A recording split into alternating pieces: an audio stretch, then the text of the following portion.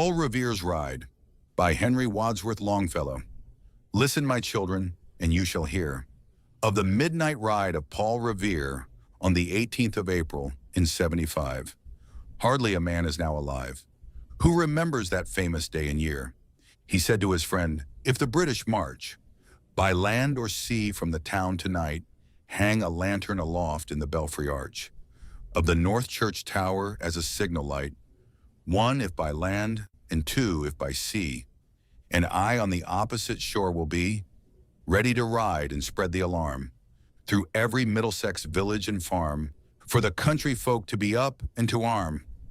Then he said, "Good night," and with muffled oar, silently rowed to the Charlestown shore, just as the moon rose over the bay, where swinging wide at her moorings lay the Somerset British man of war, a phantom ship with each mast and spar, across the moon like a prison bar, and a huge black hulk that was magnified by its own reflection in the tide.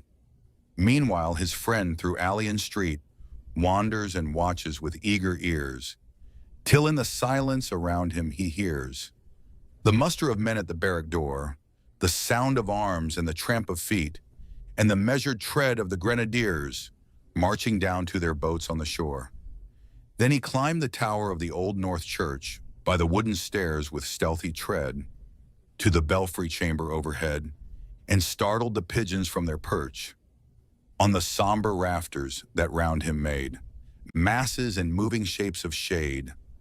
By the trembling ladder, steep and tall, to the highest window in the wall, where he paused to listen and look down. A moment on the roofs of the town, and the moonlight flowing over all. Beneath in the churchyard lay the dead, in their night encampment on the hill, wrapped in silence so deep and still, that he could hear like a sentinel's tread the watchful night wind as it went, creeping along from tent to tent and seeming to whisper, "All is well." A moment only he feels the spell of the place and the hour and the secret dread of the lonely belfry and the dead, for suddenly all his thoughts are bent on a shadowy something far away, where the river widens to meet the bay, a line of black that bends and floats on the rising tide like a bridge of boats. Meanwhile, impatient to mount and ride, booted and spurred with a heavy stride, on the opposite shore walked Paul Revere. Now he patted his horse's side, now gazed at the landscape far and near, then impetuous stamped the earth, and turned and tightened his saddle girth.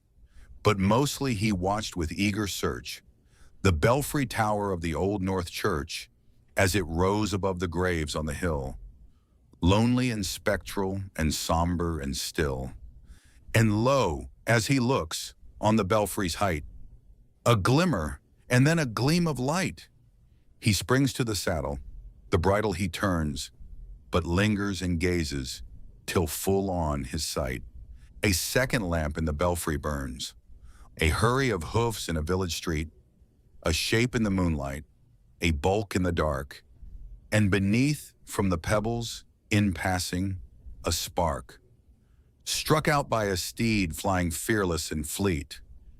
That was all, and yet through the gloom and the light, the fate of a nation was riding that night, and the spark struck out by that steed in his flight kindled the land into flame with its heat. He has left the village and mounted the steep, and beneath him, tranquil and broad and deep, is the mystic meeting the ocean tides, and under the alders that skirt its edge, now soft on the sand, now loud on the ledge, is heard the tramp of his steed as he rides. It was 12 by the village clock when he crossed the bridge into Medford town. He heard the crowing of the cock and the barking of the farmer's dog, and felt the damp of the river fog that rises after the sun goes down. It was 1 by the village clock when he galloped into Lexington.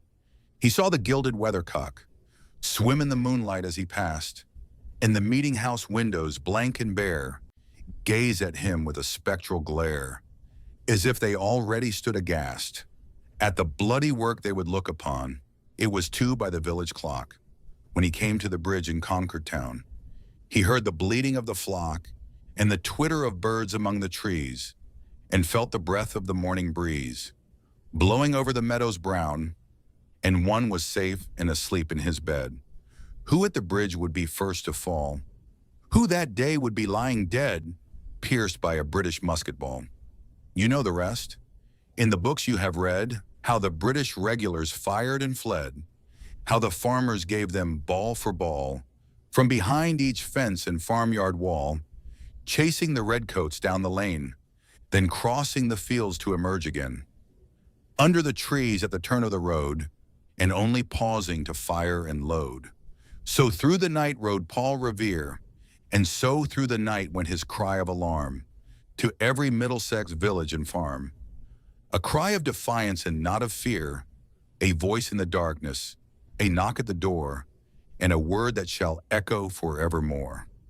For born on the night wind of the past, through all our history to the last, in the hour of darkness and peril and need, the people will waken and listen to hear the hurrying hoofbeats of that steed and the midnight message of Paul Revere.